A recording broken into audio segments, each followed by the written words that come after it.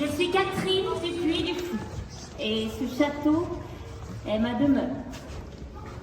Tout ici est chargé d'histoire. Les pierres qui vous entourent ont vécu tous les drames et toutes les joies. Elles ont vu résonner d'une façade à une autre les affres des douleurs béantes, cristallines. Elles sont lourdes du poids des âges. Peut-être, en passant le porche d'entrée pour pénétrer dans cette cour, n'avez-vous pas dans l'instant perçu sa majesté? Peut-être même avez-vous été confusément désappointé par son austérité. Si tel est le cas, détrompez-vous. 1000 secrets y fourmillent, et toute son histoire est inscrite dans ses pierres, de ses fondations à sa déchéance. Messieurs, dames, laissez-moi vous conter la mélopée de la belle étrangère, le château du Puy du Fou. Pour en déceler l'origine, il nous faut remonter près de 16 siècles en arrière, sous la domination du plus vaste empire du monde. En effet, c'est en Gaule romaine que naquit, comme une prémonition, le nom de Puy du Fou. Sur une colline ombragée, un arbre séculaire livrait aux assauts du vent ses branches décharnées. C'était un hêtre immense, vieillard hiératique ridé par les âges, un femme, comme on aimait à l'appeler alors. Sa réputation était si grande que le podium Fagui, la colline du hêtre, devint peu à peu le Puy du Fou. Les années s'égrenèrent en siècles. Des hommes du haut Moyen-Âge bâtirent, non loin d'ici, une motte féodale, premier donjon du Puy du Fou. Aujourd'hui, malheureusement, sa trace en est perdue.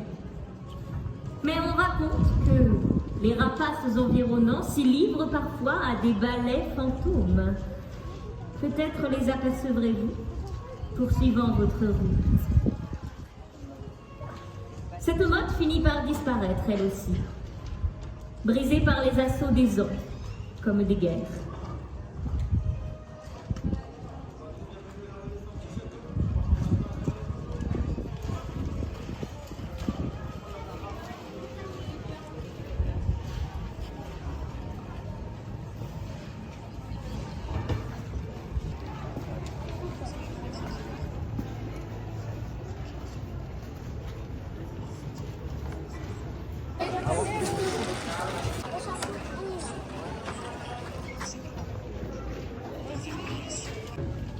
Brisé par les assauts des ans comme des guerres, il fallait désormais une forteresse plus puissante, plus haute, qui protégerait ma famille, les Puy du Fou, de 100 années d'un long conflit avec l'Angleterre, si long que, eh bien, les générations en perdirent la souvenance de la paix.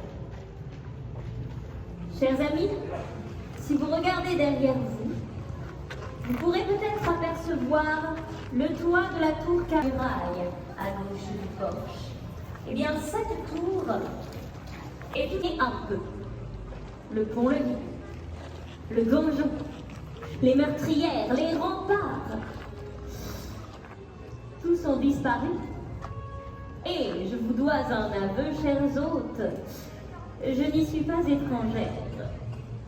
En effet, c'est moi qui ai persuadé mon époux François II, en revenant ici, après notre mariage, de faire tomber les murs épais et les contrescarpes des fossés. Les temps ont changé. La pierre cède au verre et le mystère à la lumière. Le Moyen-Âge s'efface avec ses austérités, derrière les luxuriances de la Renaissance italienne. Oh, j'ai été absolument émerveillée par les dentelles de pierre des maîtres d'œuvre du château de Chambord. Et c'est en observant les croquis de Francesco Primaticcio, l'architecte du roi, que je me suis prise à rêver de belles loggias et de fines arcades. Oh, vous l'aurez compris, chers amis, c'est Francesco qui a dessiné mon château. Par ailleurs, sa dernière création ne vous aura sans doute pas échappé. Vous profitez de son ombrage en ce moment même.